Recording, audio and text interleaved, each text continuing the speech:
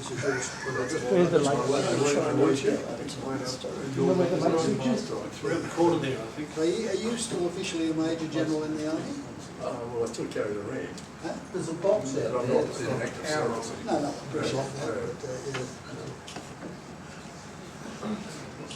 Very helpful. So, welcome back. I hope you enjoyed the fruit for morning tea. Yeah. It's delicious. Very fruitful moment. When somebody cuts it up like that, it's how you eat it, right? Okay, so we're now starting our second session after morning tea. And there are three speakers this morning, and I have to announce that a private deal between Ross Proutley and Phil Benjamin has swapped their sessions over, so Ross will be speaking after lunch, and Phil we're going to hear from as the last speaker before lunch. However, may I introduce, who doesn't need the introduction at all, our patron, John Pearn, a distinguished career in both medicine and as an army officer, a retired Major General in the Medical Corps, and we're very proud to have him as our patron of the Society. And interestingly, may I just give you a little bit of news here. There's a conference in July down in Melbourne, the Numismatic Association of Australia conference, and both John and I are speakers down there too. And those of you who feel like a trip to Melbourne, I'm sure you, at this late stage you'll be welcome down there. It's Melbourne University. And yes, so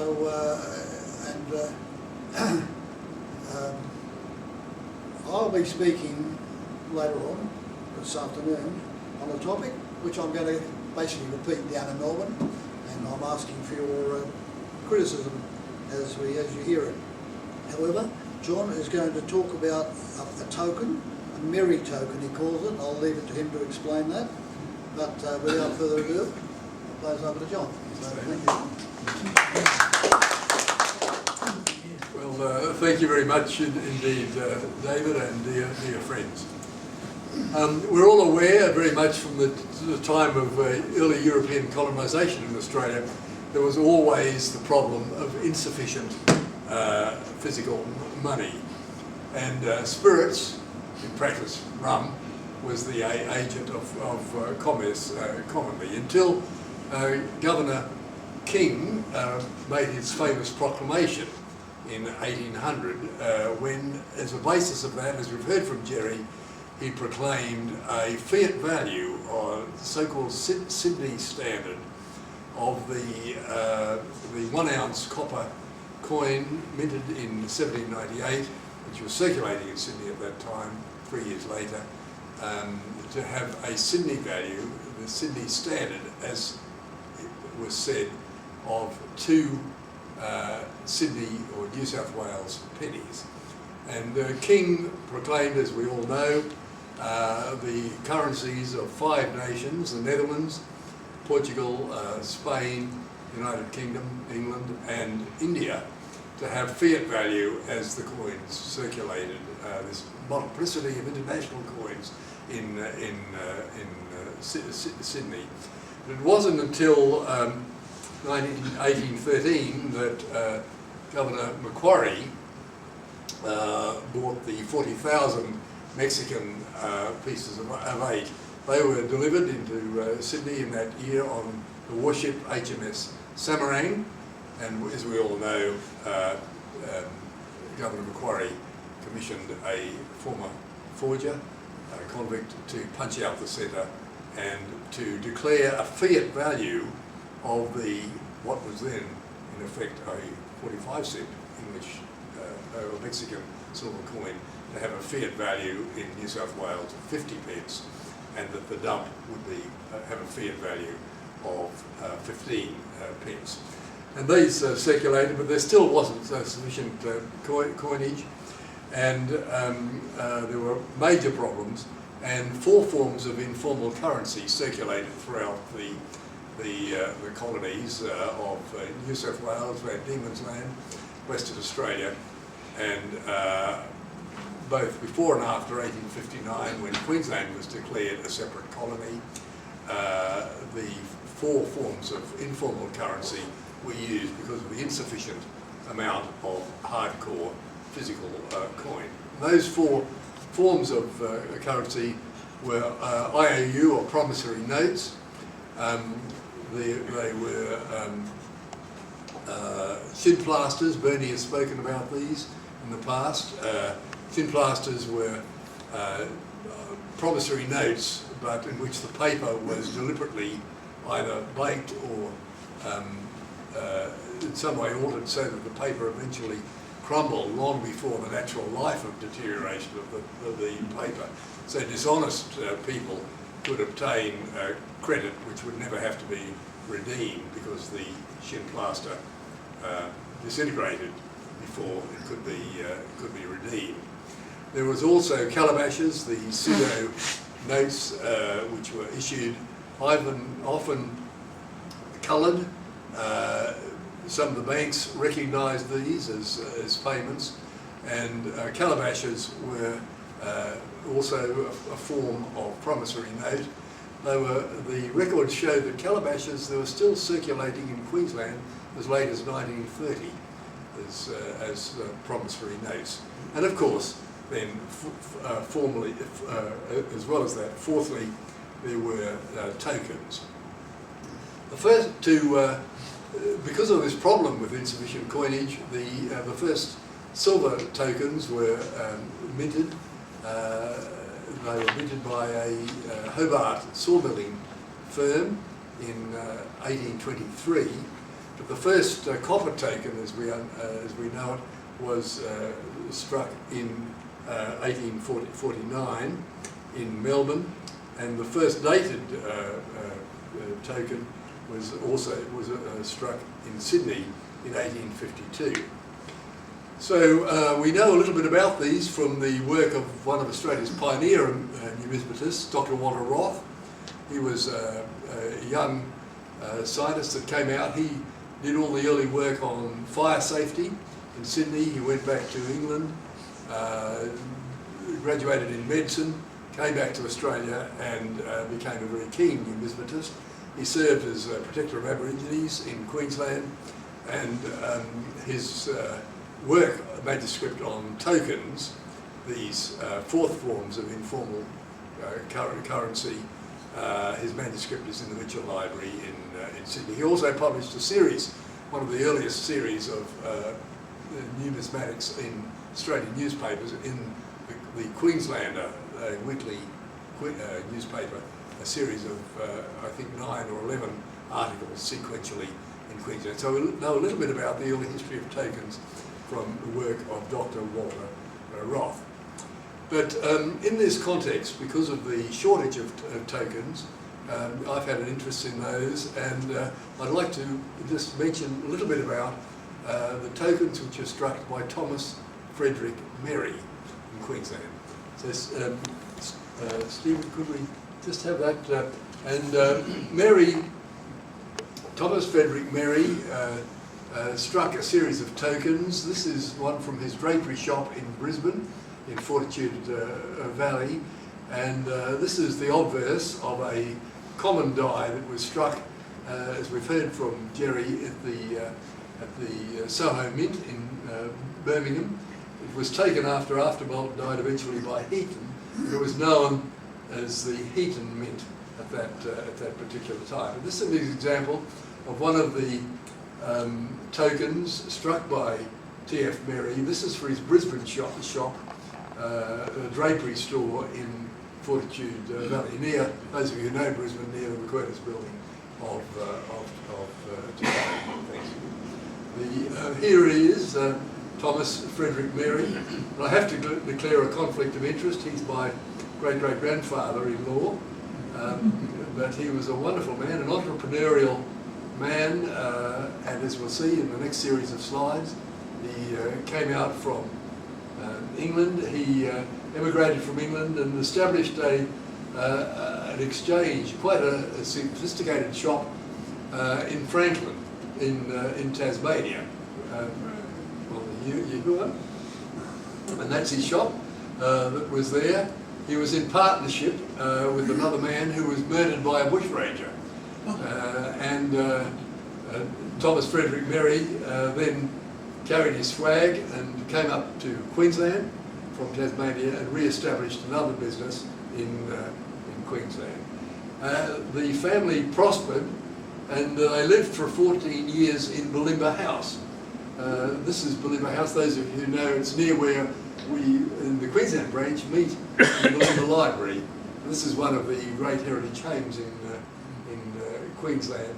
And that's Thomas Frederick Merry and his family in a posed photograph. So as you can see, he was a prosperous entrepreneur. He had a tin smelting works near there on the Brisbane River, very near the Bulimba House shown here.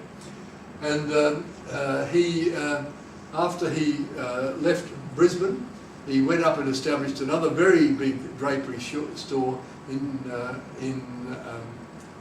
I'm sorry, this is the reverse of that medal, struck in the Heaton Mint, as you can see there, in 1863, because of the shortage of coins. But it also had, obviously, a very important advertising component as well for these tokens. His partner was Mr. Bush in Queensland, and there was an enormous number of these tokens minted. We know that there was another man who had tokens struck at the Heaton Mint, not Merry, but another entrepreneurial shopkeeper, and he had a ton of these delivered in Brisbane. You can imagine how many tokens. And so there must have been hundreds of thousands of these circulating at the time. And I can still remember, as a little boy in the 1940s, I got a commercial token in change for as a penny lookalike in my change. So there were still the rare ones circulating then. This is where they were struck, in the Heaton Mint. And I made a pilgrimage there. It was still a working mint in 2007. It's since closed, but it was very active. It was a frenetic mint. The day I visited there was trolleys going. There were wooden crates of coins. And I remember seeing a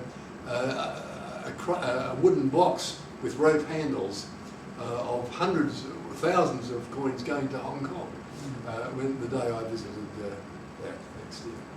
And this is a history of the Birmingham Mint, with the picture of the mint working there, as we've heard from Jerry, when it was the original Bolton Mint. And the next slide shows the in that account of all coinage struck in the mint, and you can see here in that record is the Merry tokens that here.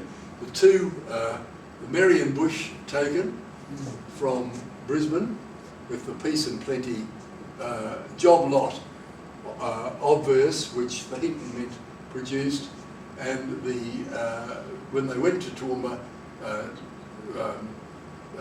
two tokens were struck there as well. Only 3 merchants in Queensland, of the 9 people that struck tokens in Queensland, did halfpennies as well. But the Toowoomba tokens included both a penny token and a halfpenny as well. This is the day I visited the working mint at Soho. Next year.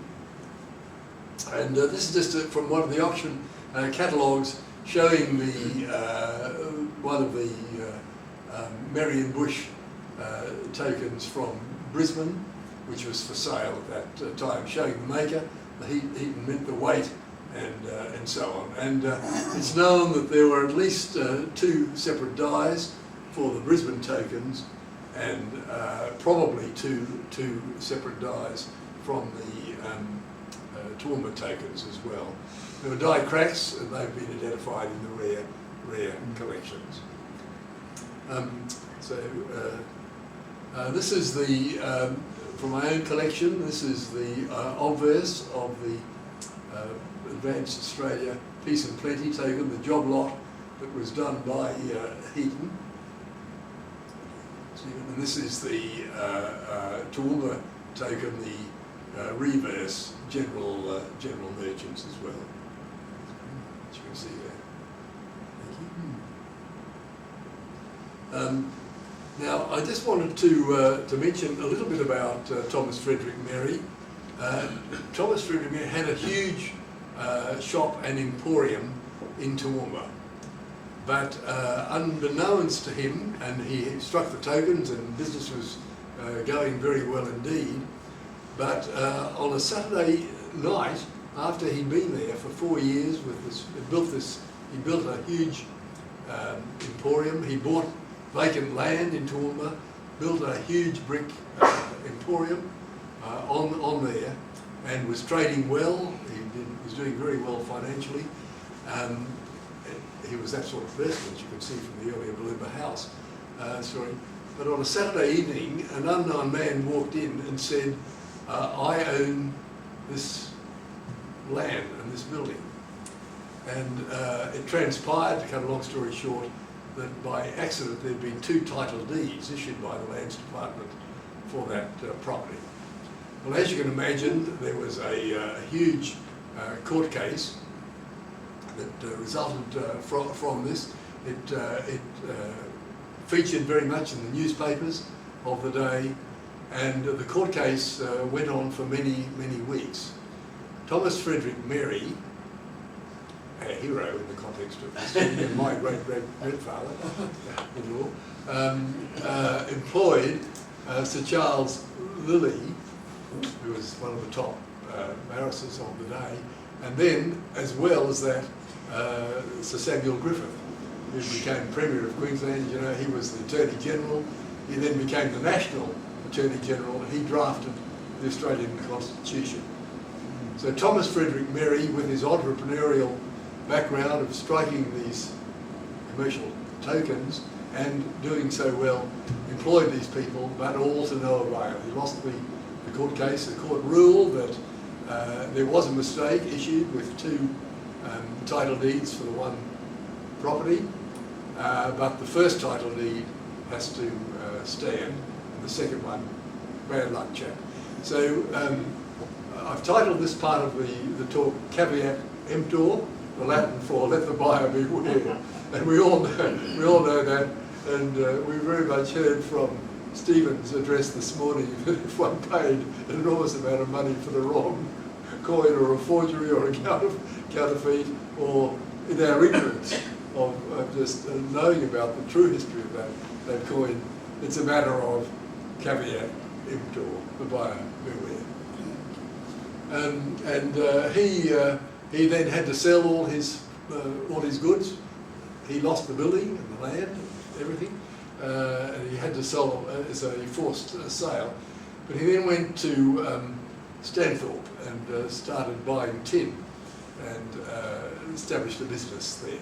Thanks, Stephen.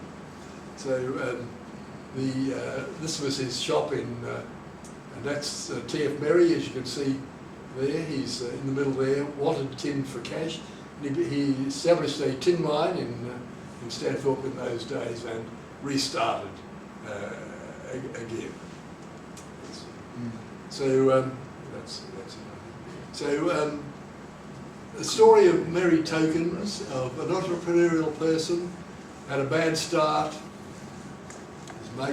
His partner murdered by bushrangers, came to Queensland, restarted again, had an entrepreneurial drive to strike tokens for both a Brisbane business and a Townsville business. Had terribly bad luck legally, again in a caveat emptor situation, restarted, and his memorial today, of course, is in this enduring memorial of the tokens which bear his name. Thank you very much. Thank you so much, John, for doing that. And before you go away, I'd like to present you with your speaker's gold-plated medal as a souvenir of the conference. And I think Ross will smile for the camera. Take a photo. Thank you. Thank you. Thank you. Right. You are next, right? So, our next speaker, my beautiful wife, Judith Mee, who I would like to introduce a little bit more fully because, surprisingly enough, I know a lot better. Judith has been my lifelong companion, and my best friend and real soulmate. But besides that connection, Judith's quite distinguished in her own right. She has spent all her professional career in the teaching of English as a second language, mainly to migrant children. She's been consultant to the New South Wales Department of Education. She developed her English language, obviously, because she honours graduate, Bachelor of Arts from University of Sydney, and then later on she did a Master of Arts at UTS, specialising in teaching English as a second language, giving conferences in America, and being fairly well known. She was the president of her professional association for many years, what was called ATESOL, the Association for Teaching English as a second or speakers of other languages. Speakers of other languages, thank you. So, and it's basically her interest in language, which has established a great compatibility between the two of us in terms of things like Viking coins, and because she studied Old Norse as part of her honours degree at Sydney University. You know, we had great visits to France where Judy did all the speaking, because she's not bad at French either. So handy to have in an emergency. So as well as being the mother of our two children, I'd like to introduce Judith to talk about our joint enthusiasm for pretty things from the Middle Ages.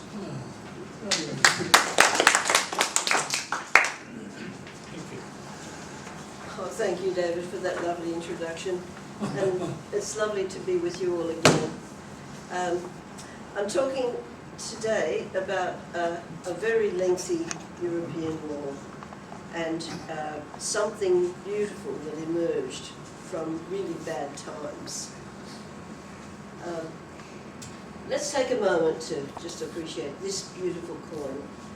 And I just love the symmetry of it, and I love the luster. And look how round it is. This is a medieval hammered coin, handmade, and yet it has the symmetry and the quality of more modern milled coins. And it's got the symbols of kingship, the scepter and the orb. It's got the crown. It's got the inscription, which we'll talk about in a minute, and the design. The French coins of this period typically had a quadrilobe on the reverse, and some of them a pierced quadrilobe with those little, and with little fleur-de-lis appearing, and a floriated cross. And I think that's meant to be a fleur-de-lis, isn't it, David? Yeah. Okay, see. So the coin is called a mace d'or because of the scepter, the mace, the French mace, issued by King Philip IV of France, known as Philippe le Bel because he was very good looking. And of course he gets all the credit, but there's virtually nothing known about the moneyer who produced such a beautiful coin with such care. And whether it's the moneyer himself, whether he was just the boss, or and employed artists and die makers and engravers and whatever, we don't know. We just don't know. But we do know that it came from the Paris Mint. And that's, we will go and look at the next one, Stephen, and we'll see why. If you look at the inscription, there's the king's name, Philippus. His authority, Dei Gratia, by the grace of God. The country that he's king of, Francorum, is the French people, and Rex, king. And so typically those inscriptions from all those medieval coins have that kind of inscription. But the unique thing about this one is how we know which issue it was. And if you look over here, the records of the Paris Mint survived the French Revolution in the midst of all the destruction that happened then. And they've got the precise date of every issue of the Paris Mint. And, oh, sorry, no, go back for a moment. If you, oh, we can't go back, can we? Oh, we can. Oh, we Yeah. can. You go back to the coin. Technology, yeah. How we know which issue this one is, there are vertical groups of 3 pellets in the inscription. Can you see there? It's 1, 2, 3, and there, and there. And if we can go back again, we can actually have a look and see where they are on the coin. Can you find them? Yes. There, you can see some there. There. So that tells us exactly which issue it was and the exact date. Thanks, Stephen. We'll just rush back to where we were before. Next one, please. Okay, so that was, to me, the peak of medieval hammered coin artistry and artisanry and production, but it wasn't the only one. There were lots and lots of them, both by Philippe and his sons. And right through the 14th century, there were many produced both in England and France, and also in Burgundy, Aquitaine, and Spain, but we don't have time to talk about those today. But this was in a time of peace, and this one was issued in 1296 or something. But then the 100 Years' War began. And if I talked in detail about the 100 Years' War, it would take a lot longer than 6 months. So I'm not going to focus much on the war itself. I'll just give you a little bit of context, but I'm going to focus more on how beautiful the coins are and how amazing that these things were produced at that time and how they've endured for us to enjoy. In the midst of conflict, deprivation, destruction, there's a cartoon of a money I found on Wikipedia which I thought you might enjoy. So look at his beard. Okay, let's move on. Now this is the next issue, I think, of Philippe. This is called a chaise d'or because of what he's sitting on, the chair. It's not, obviously not just an ordinary chair, but you can see that the reverse there has the quadrilobe again and the fleur-de-lis and the elaborate inscriptions which I won't bore you with. But lovely luster, lovely roundness, and okay, let's move on to the next one. There's the florin. Now, this is the French version of a general European currency, gold currency for merchants. The florin was first produced in Genoa, wasn't it, David? Florence. Florence, of course. Well, I still know. Yeah, but there were the Genoese versions, there were versions, and later on you'll see one from the south of France, which is different from the north of France.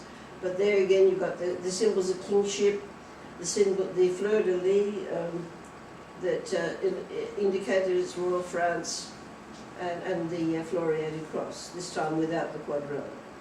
Okay. This one is called the Little Royal Seated. I can't see what he's sitting on. That's it there. It's just a stool. Okay. There again. Roman style. Differences in the borders, but the same sort of main theme, but still beautiful, fairly rounded, but not quite centred, as you see. All right, well, those are the coins of Philippe le Bel. That's him in the centre, and that's his brother there, and the other 4 are his children. This is his eldest, who also became King of Navarre, and that's why he's dressed in a different uniform, with a crown. That's his daughter Isabel, and we're going to hear more about her later. in connection with the 100 Years' War. She was married to King Henry II of England. These two succeeded Philippe, I think in that order. That one, that's Charles, isn't it, David? Philip. Oh, that's Philip and that's Charles. Okay, so we'll look at them on the next slide. You'll see Louis was the eldest. He was the King of Navarre. For only 2 years he ruled. Philippe, the next one, lasted a bit longer. We've only got one coin of his in this particular presentation, but then his brother, a younger brother, Charles IV, he was the end of the Capetian line. And so Philippe's brother, Charles of Valois, had a son who became the first Valois king. And as we see from the next slide, that's another beautiful one. That was Philippe, one of, that's the middle son. The Mouton d'Or, oh sorry, Agnel, a smaller version of the sheep. Representing the biblical Lamb of God. You can see, variations in the design, but still the sort of the general French form. Notice the sword. Yes, David. Notice the front legs are crossed in the form of a cross. That's important. Christian cross is making that sign of the cross. Yeah. The Lamb of God. Okay. Just in case you thought it might have been a Muslim sheep. Okay, next one. Now his next one was called the Royale. There again, a very elaborate setting to show the grandeur of the king, and the crown looks a bit oversized, doesn't it? Mm. But and the legend's a little bit close to the edge, but they're still pretty round and pretty good for handmade coins. Yeah, next one. Now, this is where things change. 1337, Philippe le Bel died. I'll give you a chance to read that so I don't have to say it. So, the first Valois king was Philippe VI. Edward's claim to the throne of France was through his mother, Isabel. You saw her picture in the family portrait just a while ago. So Edward was Philippe le Bel's grandson, whereas Philippe of Valois was only a nephew. But the French Salic law did not allow succession to the throne of France through the female line. And I think it was partly to keep out the King of England. They didn't want the King of England being King of France as well, but there were other reasons too. This is great. So that's what started the war, basically. Well, even though England had a lot of territory in France at that time, and I've spoken about that in other talks, where Eleanor of Aquitaine's inheritance became part of England, and that took up a large part of the land area of what's now modern France. Well, David has spoken to you about the results of, I think was it last time, David, you spoke about the Battle of Crécy? Yeah. That which was one of the decisively, the battles decisively won by England early in the war.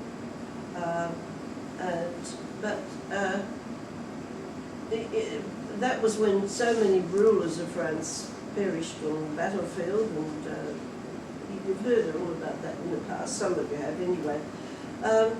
But wars do require a lot of money. Not just the everyday stuff, but the big ticket items. And I spoke to you a few years ago about what were some of those ransom demands, and how many of those big gold coins were required. I think it was 3,000 or something for Jean Le Bon, and he had to default. Now, at times when they need more fund, where rulers need more funds, they debase the currency to get more money. You can't do that much with gold coins, can you? Because if you clip them, it's obvious, and they're so valuable. But you know, it was known that people could shake them up and get gold dust off them and that sort of thing. But they could clip a little bit, but not much. But the gold itself stayed remarkably fine. And I think David wants to correct something there. Do you love? Did you want to say something there? No, we can leave it through that. You're right. Okay. Right on. Now, so the first coin we just looked at, of Philip VI, was dated 14. You know, quite a while earlier. But now look at these. This is when the war started, and there are 4 more issues after that. The first one. Well, let's move on. There's the Écudeur de la Chaise. Next one. The lion. There's a seated lion at his feet. A bit hard to make out down there, but there again, all the symbols of power and glory, and crowns and fleur-de-lis. Next one, and the pavilion. I like this one. I think it's got a beautiful artistic balance, and it's just a lovely luster, etc. Now we come to the first Valois king, Philippe, No, same one. and pardon? Same one. Same one. Same king. That's the angel, St. Michael. St. Michael, the biblical angel that supported people in war. And there's the shield of France with the fleur-de-lis. Okay? Now, I said I wasn't going to bore you with details of the war, but you need to understand a few basic things. Wikipedia gave these 3 categories. That was when Edward III was doing really well. Battle of Crécy, the Battle of Poitiers, he won those. The Caroline War was Charles, the French King Charles, when he had the upper hand. And the Lancastrian ones are the ones that Shakespeare wrote about, Henry V and Henry VI. So the war started in 1337, it went to 1453. With breaks in between, there were truces, but it just went on and on and on because, you know, treaties or truces failed, not quite as rapidly as they have been doing in our modern times, but certainly. Okay, so Edward decided to pursue his claim. He invaded France. He won a significant battle in Belgium, well, what's now Belgium, where he just his navy managed to destroy most of the French fleet, which probably stopped a planned invasion of England. But all the invasions tended to be the other way, with England invading them. Edward now became king both of England and France. There we are, Eduardus Dei Gratia, by the grace of God, King of Anglia, England, and France, King. And after the Treaty of Bretigny, halfway through the war, he agreed to take that reference to France off. But he's listed in the French catalogue as one of the French kings for a time. Yep. And that's the coin where he, I won't ask you to look for the inscription, but that's what we'll just see. Okay, let's move on. Now, his English coins were just as beautiful as the ones minted in France. One writer reckons that this boat is in commemoration of the destruction of the French fleet that you just mentioned. We used to have got a navy and you don't.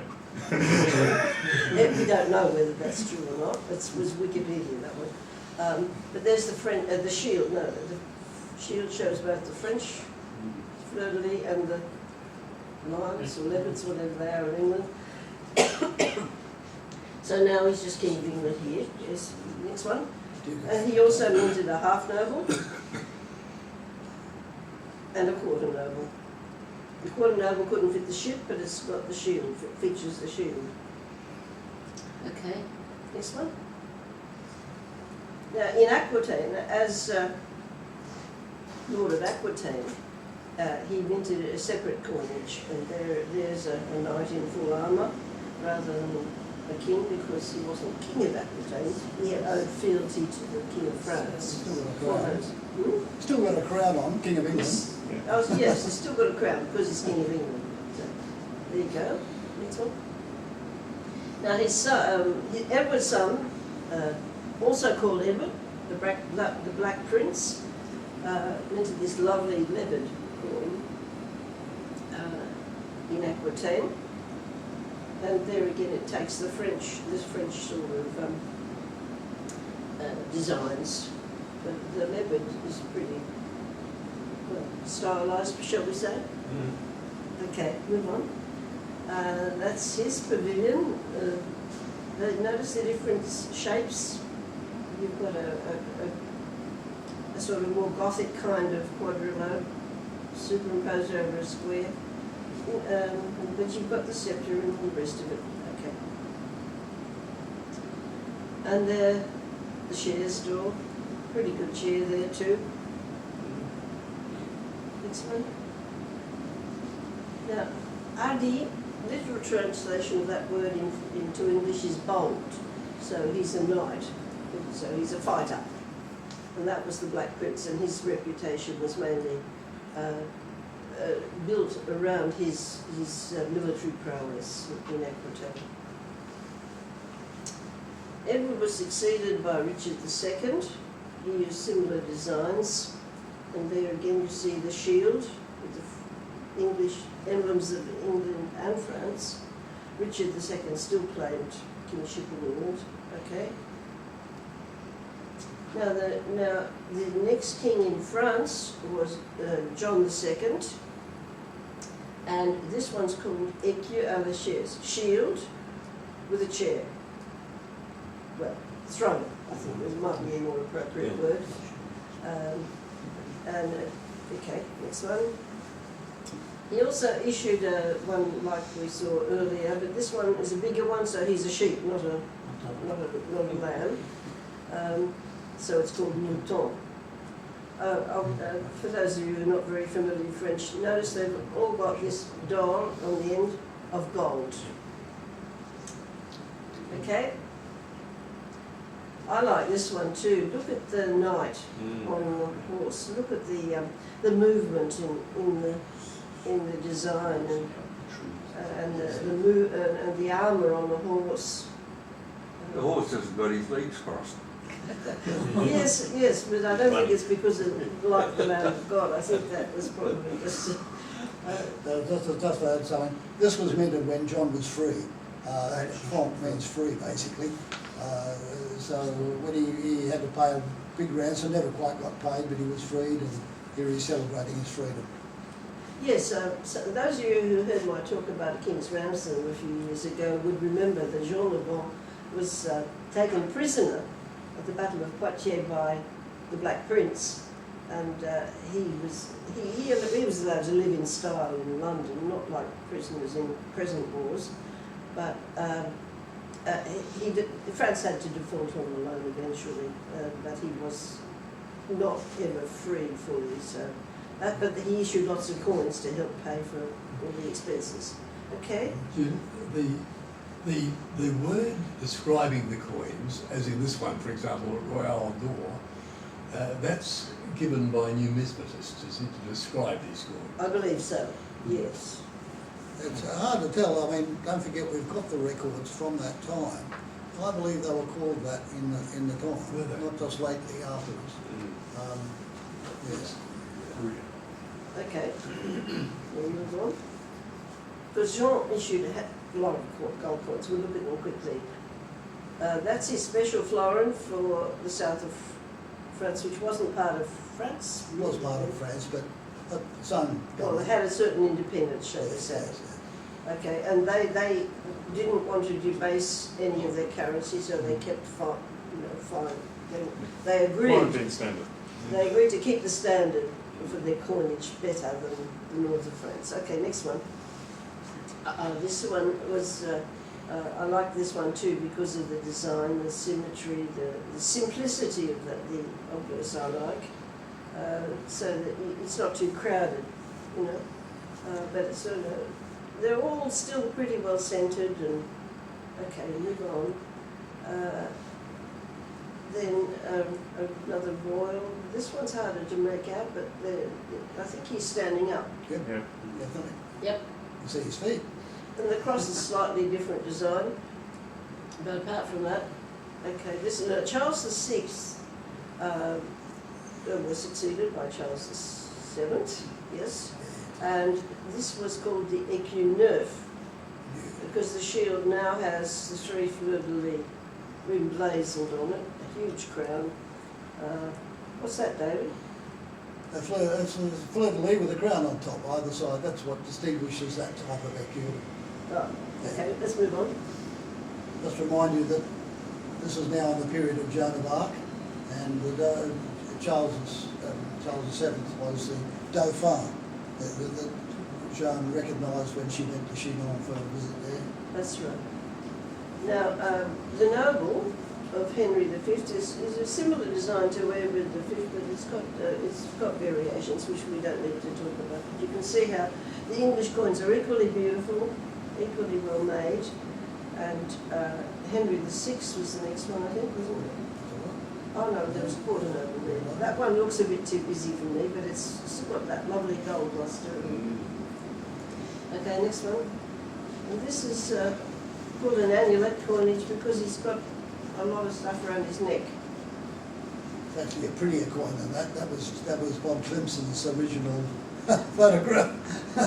Not so bright. It's not quite that pale, actually, in real life. You will see it in the display over here later. Okay, but Henry VI also, yep, keep going. Also issued this lovely Salut d'Or, which that's this one. This angel is the angel Gabriel, and that word says Ave. And if you look at it this way, you can read the words. But there's another version where you have to turn that way to read it.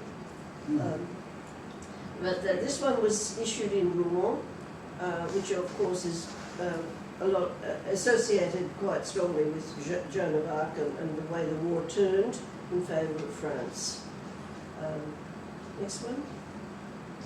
And this is Henry VI, who also was recognised as a king of England and France. He's in the French catalogue. And so similar coins, but it's just slightly different. The reverse now has a very simple cross with the fleur-de-lis and the lion. And the quarter noble, there again it looks a bit pale there, but in real life it's not. It's just as not. But you see, there's the shield with England and France. Okay, moving on. Well, there are a few questions. All these gold coins raise some questions in my mind. The first question I haven't put up there is, where did all this gold come from? There weren't many gold mines in England or Europe, so a lot of it, well, initially in the early years of gold-hammered coins, they came by melting down Islamic coins. But where did the Arabs get all their coins from? Their gold for their coins? Mainly from Guinea, across the sun, trading with the people, the Tuaregs in North Africa, desert camel trains across the Sahara. But there was plentiful gold at this time until but eventually in Europe, gold was found in what became Bohemia, wasn't it, David? Slovakia, actually. Slovakia, sorry, yeah. But okay, so why were there so many issues during this war? Well, we talked about the fact that gold can't be debased much, but it can be varied in size and thickness. so that it enables more silver coins to be put for less, to be balanced against less gold. Why were they preserved in such good condition? Well, there's two reasons here. One, that they weren't in your average pocket or purse, and because they were valuable and beautiful, people hoarded them. And as David will tell you in one of his talks, people got rid of the lesser value stuff first before it lost any more value, and they kept the beautiful, good, high value things. What were they used for? Well, there we go, to pay for things like, you know, major infrastructure and ransoms and merchandise that was sold throughout Europe, and to provide a standard. Okay, last slide now. Question in my mind is, how come we know so little about the moneyers? And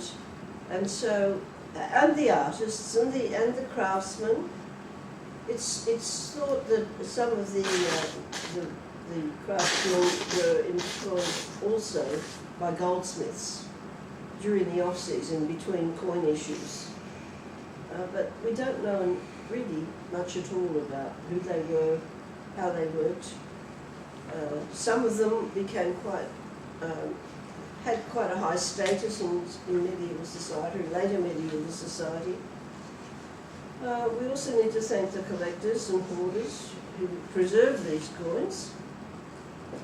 My dear husband David, who's done all the hard work, so that I can just talk about it. And the compilers of all the reference material, which is part of our display, and a little bit of acknowledgement to Wikipedia. Thank you all. Very good.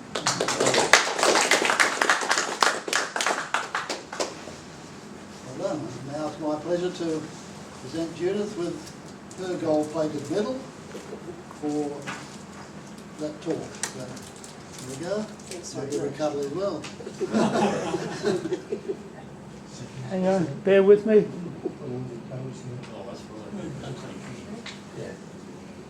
Almost there.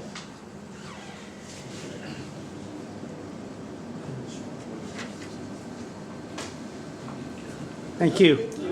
Judith, Yes. the Black Prince was actually a king, No. was he not? No, he died the He year before his died father. he died before he could inherit the throne. That's why he's called the Black Prince rather than Well, certainly the Crown King Edward Prince, IV. Prince of Wales, but not King. Anyway, yes, you're right. Stevie said it. He died 9 months before Yeah. Edward himself. Yeah. Imagine if Prince Charles had died before his mum had. He never would have been king. So. Yeah, so, but there again, it might be misinformation. But you know, there's some thought that he had a black had a suit of black armour. But that's probably one of those myths. Yeah, I think the black comes from I think he tried to get a suit of Damascene armour, sort of black steel. Yeah. But it was Richard who succeeded. Richard was Black Prince's son. So Richard II succeeded his grandfather, and Black Prince missed out because he died too soon. But he was Prince of Aquitaine. He was a prince. And when you see the coins, you're not ever shown a crown. He's circular.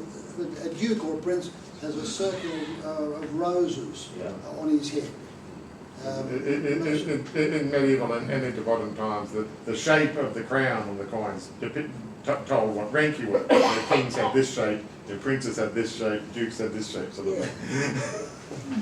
And he was a Cressy, wasn't he? Yes, He was the Black Prince was a Cressy. At age 16, he was a Cressy. His father, he wanted to prove himself. Actually, the Black Prince was knighted on the field of Cressy by his father. But they basically, at age 16, they kept a lot of protection around him. They didn't want to lose him in the battle. But that was where he was sort of blooded, as they say, as a warrior. Yeah. In one of the slides there was a word at the end which I'm not familiar with it. Guyenois. Guiennois, yes. Yeah. There's a province in France called Guienne. Ah, okay, Yeah, so that's that's related right. there. Gascony, Right. basically. I don't know if you're... Yes, it's another word for Gascony, isn't it? Yeah, it's, do you remember the Three Musketeers movie? And they criticised D'Artagnan because he didn't speak perfect French, he spoke with a Gascon dialect. He was from Gascony too. A bit like the West Country in England. Thanks. Not quite kosher. Thank you. Yeah, all right. Now, we have one more talk before lunch, and that's Phil. Are you ready to get the ball running? So, yeah, Phil's from the Sunshine Coast, as many of you know. A nice warm place to be this time of year. So I'll let Phil talk about his... Sort of follows Hey. on, doesn't it? and we're still, believe it or not, 10 minutes early, so it's good. Some medals pertinent to war and peace. Cheers. First slide. Oh, do you want me to send them as I go?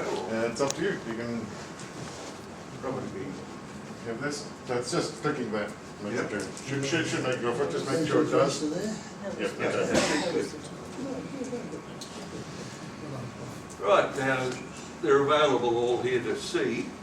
The first is a Waterloo medal by Benedetto Pastrucci, commissioned in 1819 but finished in 1849. I won't go into all the reasons, everybody knows it. But this is a gutta percha copy of the Waterloo medal. It was too large for the technology of the time, so these and electrolyte medals were made. And later,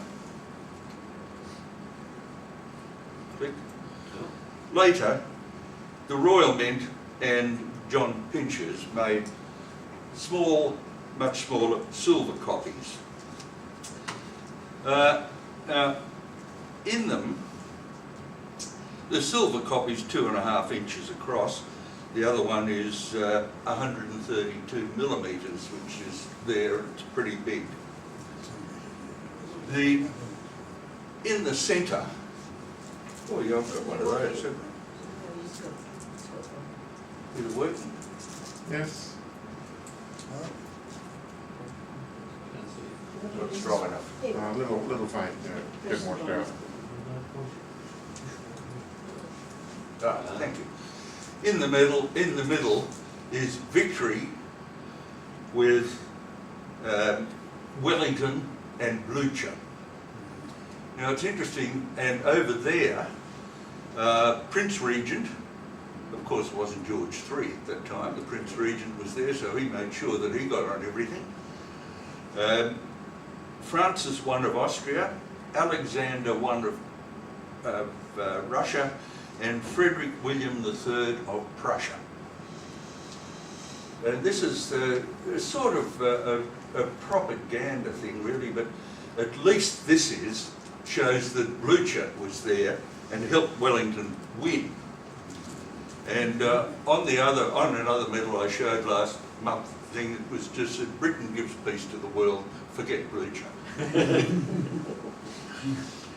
Right, now the next one. Let's get this where I put to it. Yep. Yeah. Don't move the little wheel. That'll go crazy. Do you want to go backwards? Or No, forwards? I want to go forward. There we are. The next one, Florence Nightingale, 12th of May 1820 to 1910. An English social reformer, statistician and founder of modern nursing. Came from a well-off liberal humanitarian family and was very well educated and highly intelligent. She had a life philosophy of helping others.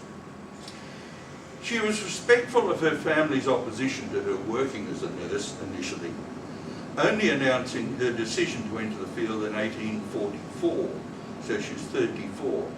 Despite the anger and distress of mother and sister, she rejected the expected role of a woman of her status to become a wife and mother only. She worked hard to educate herself in science and the art and science of nursing in face of this opposition from the family. She arrived at Senillia, that's S-E-L-I-M-I-Y-E, pronounced Senillia, because I got the pronunciation from Turkish. The Sanilia barracks in Scutari in 1854. Turkish barracks being used by the British as a military hospital. The team found that poor care for wounded soldiers was being delivered by overworked medical staff and official indifference.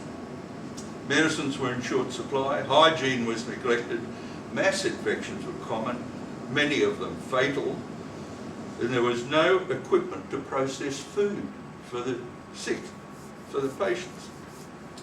During her first winter at Scutari, 4,077 soldiers died there in the barracks in the hospital.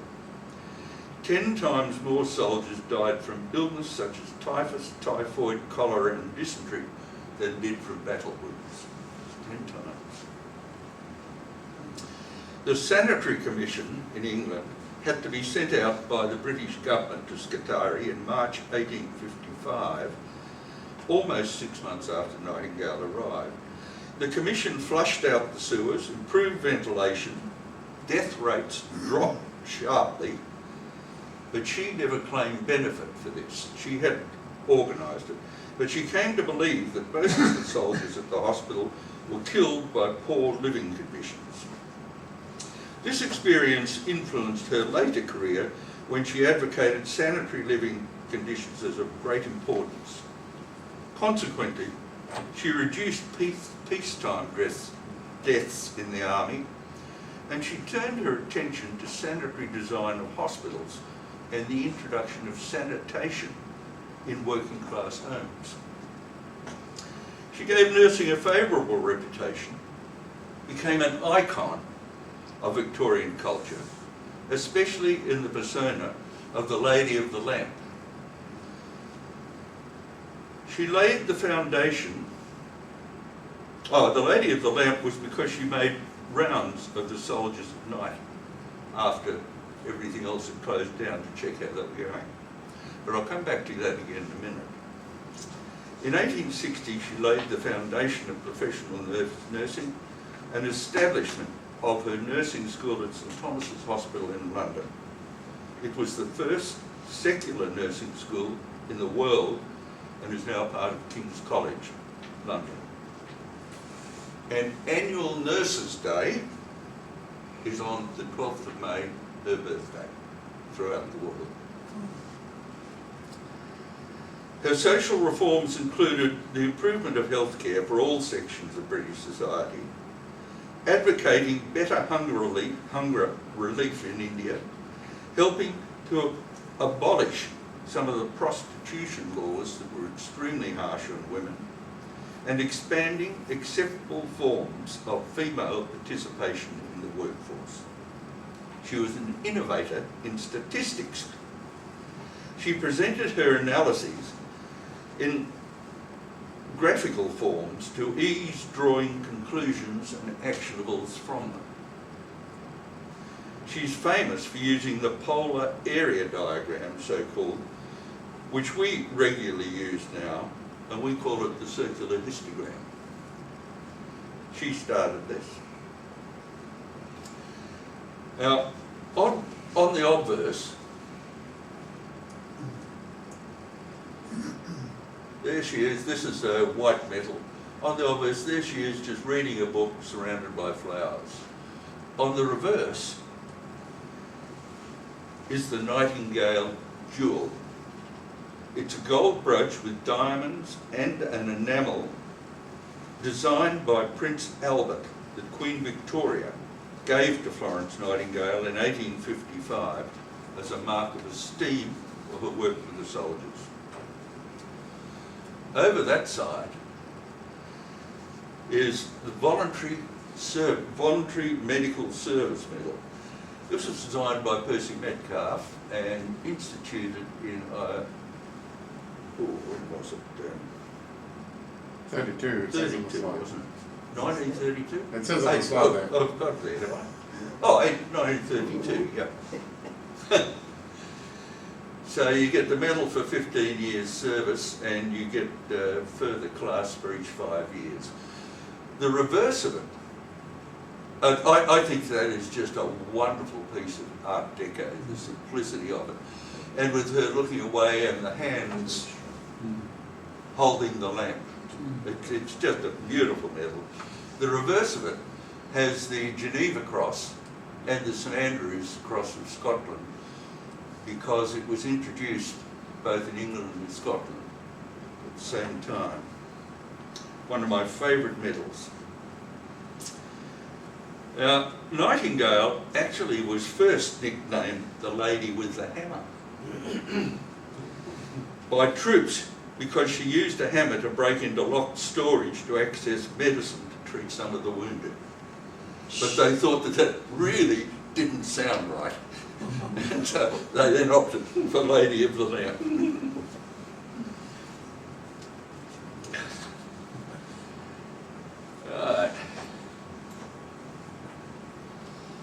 Peace treaty for South Africa. Peace came from South Africa.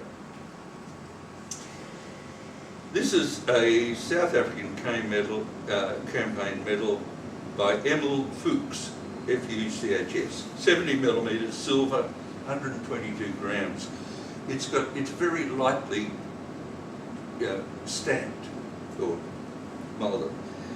On the obverse is an angel holding an olive sprig attending a fallen soldier draped in flag, in memory of those who gave their lives for Queen and country. And South Africa down the bottom. On the reverse is Bellona.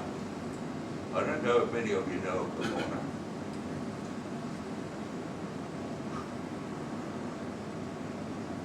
Goddess of war, standing on a ridge, sheathing her sword, above departing columns of soldiers below, with Pax, peace, rising sun, at the top. Now, Bellona was the goddess of war, whereas Athena was the goddess of warfare, that is, strategy and wisdom. And Athena can outsmart Bellona, just for those that want to know. And the South African War, I'm ashamed to say, was the first use of concentration camps, used by Kitchener when they grabbed the families of the Boer guerrillas and put them in concentration camps.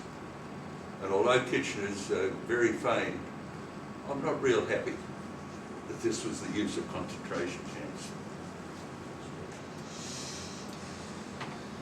Franz Joseph, there's a few interesting things here. Emperor of Austria, King of Hungary, and ruler of the other states of the Habsburg monarchy from 1848 to 1916, of course. Early in his reign, his realms and territories were referred to as the Austrian Empire, but were reconstituted due to a lot of internal strife as the dual monarchy of Austria-Hungary in 1867. But he was troubled by nationalism throughout his rule. He ruled peacefully for 45 years, but personally suffered tragedies. His younger brother was executed after 3 years as Emperor Maximilian I of Mexico in 1867. His wife, Elizabeth, who helped settle the problems that make the dual monarchy, was assassinated in 1898. And his nephew and heir presumptive, and his son died in a murder-suicide pact with his mistress, having given his wife syphilis. Great. He had family troubles. Then, of course, his nephew and the heir presumptive, Archduke Franz Ferdinand, in 1914 was killed. Now, after the Austro-Prussian War, Austro-Hungary turned its attention to the Balkans, and on the assassination of Archduke Ferdinand in Sarajevo, Austria-Hungary declared war against the Kingdom of Serbia, which was an ally of Russia. And this activated the system of alliances of cohering war and joining war and doing World War I, the Great War. So this was at the end of his time.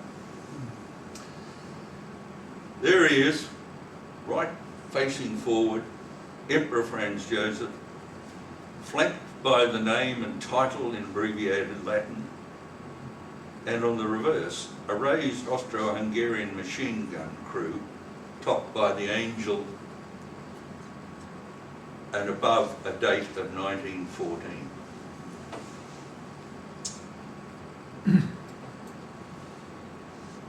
This, I don't know whether many of you know about Henri Barbusse.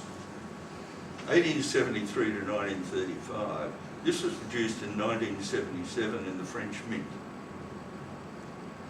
Before World War I, and that's a photo of him taken in 1935, just before he died. Before the war, he was a pacifist. In 1914, he volunteered for wartime service and won the Cross de Guerre. During the war, he was influenced by communists and came to believe that revolution against imperialist governments would be the only quick way to end the war and deal with militarism and reaction. In years following the war, his work acquired a definite political orientation. He became a member of the Communist Party, an anti-fascist and an anti-war activist. In 1930s, he supported the Stalinist regime, despite having friendly relationships with Trotsky.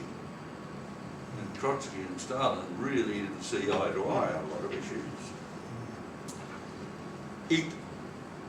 He supported the Stalinist regime and contributed to his personality cult by writing a biography which became a canonical test for the French Stalinists, but wasn't in line with the glorification of Stalin in the USSR. However, he died in 1935 and didn't live to see what Stalin did with the Moscow trials and the purges and the Soviet Nazi pact leading to World War II. So I put him in there with pertinent to the war because he did win the Croix de Guerre, and and I think it was a beautiful medal. Now this one is one of my favourites. The War of Medal of Peace by Chester Beach, 16th issue of the Society of Medalists of America. 5 young men carrying the bier of their father, with the youngest bearing the laurel wreath. And the surround, in war, fathers bury their sons. On the reverse, a gaunt father carrying his dead. In war, fathers bury their sons. Oh, did I get that wrong, did I? First one is in peace, sons bury their fathers. In peace, yeah. In peace, sons bury their fathers. In war, fathers bury their sons. And I think it's a wonderful looking medal. According to Herodotus, the defeat of Croesus of Lydia in the Battle of Thymbra in 546 BC, Cyrus asked, Croesus, who told you to attack my land and meet me as an enemy instead of a friend? He'd actually sought the opinion of a person that could see the future, who said, this war will result in the fall of a great empire. And he thought he was going to win. So he went to war with Cyrus. The king replied, it was caused by your good fate and my bad fate. It was the fault of the Greek gods, who with their arrogance encouraged me to march upon your lands. Nobody is mad enough to choose war whilst there is peace. During times of peace, sons bury their fathers, but in war it is fathers who take their sons to the grave. So this came from Croesus. In an accompanying brochure, Chester Beach wrote, are our young men to be buried almost before mature manhood under long rows of stone crosses? Or are they to round out their lives and in turn be buried in reverence by their sons? a thought to keep well before our vision as present war clouds surround us again. 1937.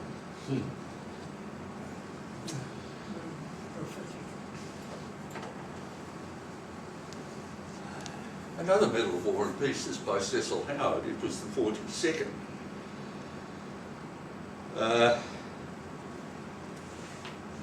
It was the issue of the Society of Medalists in 1950. So the obverse, peace is life. War is death on reverse. Issued in 1950, that's when the Korean War began. And in the accompanying brochure, he says the theme's obvious, but the reference to life and death is not only physical, but refers to the preservation or destruction of civilization and moral values.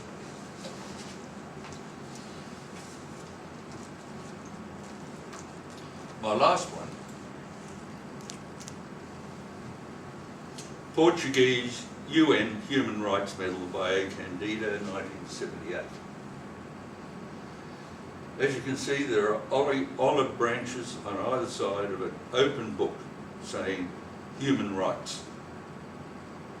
On the reverse, people in disarray behind barbed wire with buildings being attacked by aeroplanes in the background, and the surrounding printing stating in Portuguese translation, Geneva Convention Treatment of Prisoners of War, 12/8/1949, protection of civilians in time of war, 22/8/49, it's 68 millimetres of bronze.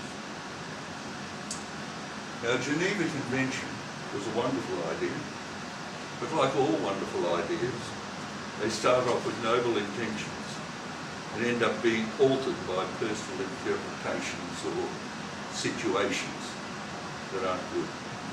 So for a final comment I would like to make, as a species, we should not be called Homo erectus.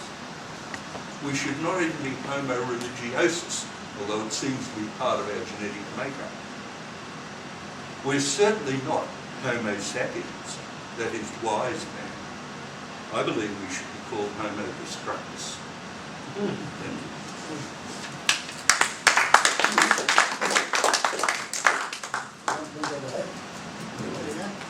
Phil.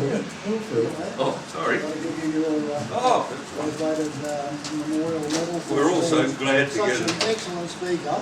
Before I do that, let's take a few questions. John's got one. That's a wonderful phrase, Phil, isn't it? In war, in peace, sons bury their fathers, but in war, fathers bury their sons. That's a figure of speech called an epanados, which is where you have a reversal with a pivot in the middle. Churchill's great speech at the beginning of the Battle of Britain. This is not the beginning of the end, but is perhaps the end. It is not the end of the beginning. It is not the beginning of the end. It is perhaps the end of the beginning. And the great speech from the President of the United States: "Ask not what your country can do for you, but what you can do for your country." And it's the same. It's a very powerful figure of speech. Beautiful to see it on that medal. Yeah, thank you. I just had an observation. In that image of the Emperor of Austria-Hungary, he's described in the abbreviated Latin as Franz Joseph the First. Are there other instances where a monarch who's the first has called himself the first? Yes. It's largely up to the monarch whether they decide to do that. Because it implies that there's going to be a second and third, doesn't it? And the same with popes. Like Pope Francis decided not to call himself Francis the First. He's just Pope Francis. Pope John Paul the First decided to call himself John Paul the First. So it's largely, it also depends on the laws of the country in question. It's largely dependent on what the monarch decides to call himself. I thought it might have been an artistic choice. So could be Trump first? No comment. I can add a little bit there. why he might have done that. The date that he started, 1848, was it? Yes. Yeah, that was a very significant date in the sort of change of constitutional monarchy from an absolute monarchy.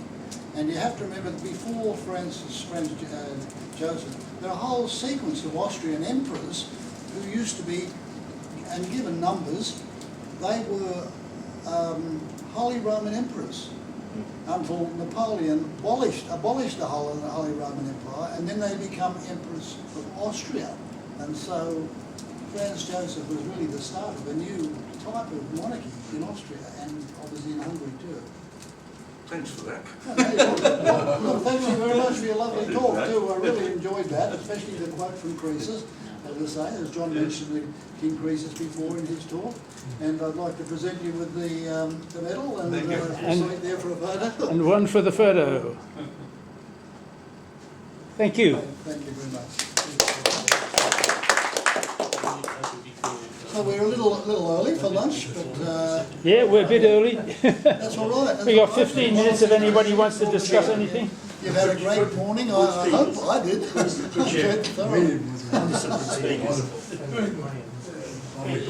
Judith, congratulations. Thank you, I enjoyed yours. I didn't know